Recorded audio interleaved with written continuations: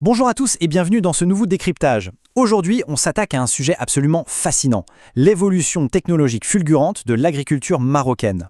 À travers cette présentation, on va décortiquer comment la stratégie numérique nationale est littéralement en train de métamorphoser l'un des secteurs les plus vitaux de notre économie. Des plus hautes sphères de l'État jusqu'au cœur même de nos exploitations agricoles, c'est une véritable révolution silencieuse qui s'opère. C'est un dossier riche, plein d'innovations, et honnêtement, en tant que professionnel du secteur, c'est quelque chose qu'on ne peut absolument pas ignorer. Alors, comment on va aborder tout ça?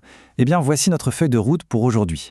D'abord, le cap sur Digital 2030. Ensuite, on verra les partenariats et l'écosystème numérique. Troisièmement, on plongera dans l'IA et les données agricoles. Quatrièmement, les outils connectés en ferme. Et on terminera par les innovations et les startups locales. Allez, c'est parti.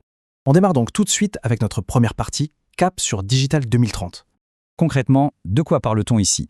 En fait, nous assistons au point de convergence exact entre deux stratégies absolument massives. Maroc Digital 2030 d'un côté et Génération Green 2020-2030 de l'autre. Il ne s'agit pas de petits projets lancés chacun dans leur coin, non. C'est une fusion officielle qui a un but très clair. Moderniser nos pratiques, doper la durabilité face aux défis climatiques que l'on connaît tous, et bien sûr booster la contribution du secteur à l'économie nationale grâce au numérique. C'est vraiment la fondation sur laquelle repose toute la modernisation actuelle. Et accrochez-vous, car l'ambition se mesure ici en millions. 2 millions, très exactement. C'est le nombre d'agriculteurs que les autorités ont prévu de connecter aux services numériques d'ici 2030. C'est juste colossal.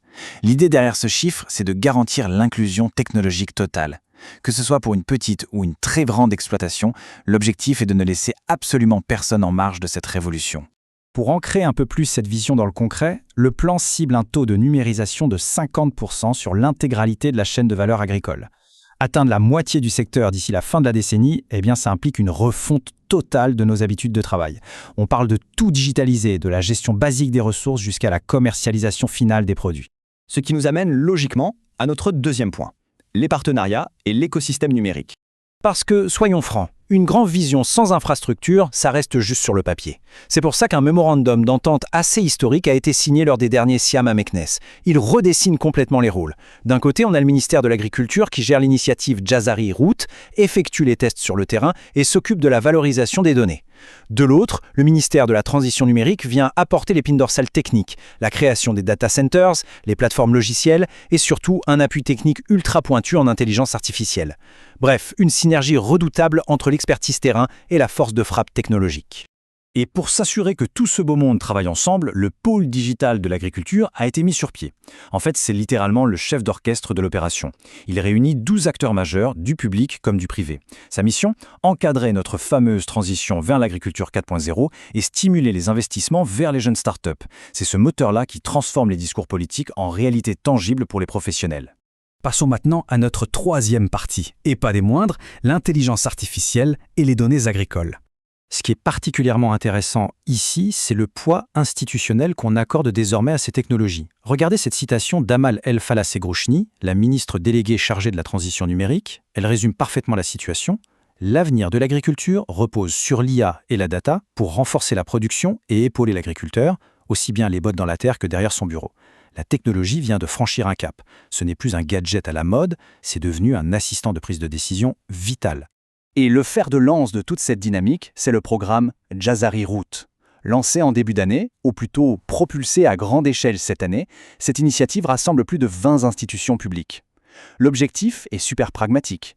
On intègre des projets pilotes d'IA directement au sein des différentes chaînes de production. Mais attention, ça ne s'arrête pas aux machines.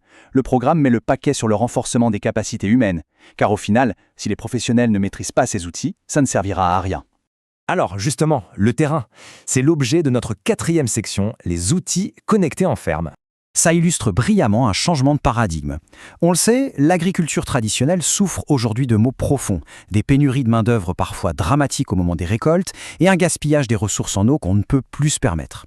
Face à ça, l'agriculture 4.0 amène des solutions immédiates. La mécanisation intelligente, la gestion automatisée de l'irrigation, on n'est plus du tout dans la science-fiction. Ce sont des réponses directes à nos crises structurelles. Ce n'est plus juste pour optimiser, c'est devenu une question de survie et de rentabilité pour nos exploitations.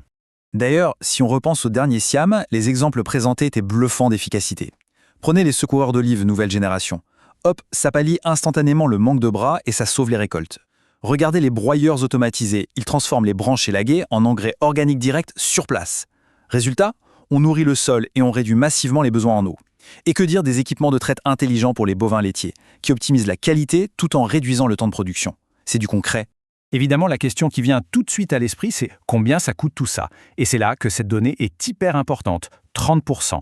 Actuellement, l'État propose une subvention qui couvre environ 30% du coût d'achat de ces machines intelligentes. C'est un vrai coup de pouce qui rend cette transition technologique beaucoup plus viable financièrement pour les acteurs de l'agro-industrie. Enfin, terminons avec notre 5e et dernière partie, les innovations et les startups locales. Parce que l'innovation, on ne fait pas que l'importer, on la crée aussi chez nous. Le récent hackathon L'agriculture à l'ère du numérique a mis en lumière 4 pépites. On a Coopnac, qui booste la valeur de la filière du sésame. Agripac, qui allie logistique intelligente et emballage éco-responsable. Philatech, qui cartonne en combinant drones et analyse IA pour la gestion des cultures. Et enfin Nida Edouard, qui a conçu un système d'alerte collectif super malin contre les maladies fongiques. Ce sont des solutions pensées par des gens du terrain, pour les défis spécifiques de notre terrain. Pour boucler ce décryptage, après avoir vu ces stratégies gouvernementales massives et ces innovations incroyables, il y a une vraie réflexion à mener pour nous tous professionnels du secteur. La question est simple, mais elle pique un peu. L'infrastructure opérationnelle de nos exploitations actuelles est-elle réellement prête à intégrer l'intelligence artificielle et à basculer totalement vers cette agriculture 4.0 ? La technologie, on l'a vu, elle est là. La volonté politique, elle est claire. Mais la conduite de ce changement, chez nous, au quotidien, ça reste le défi ultime. C'est un enjeu fondamental qui nous invite tous à évaluer avec beaucoup de lucidité notre propre niveau de préparation face à cet avenir numérique qui, de toute façon, est déjà en marche.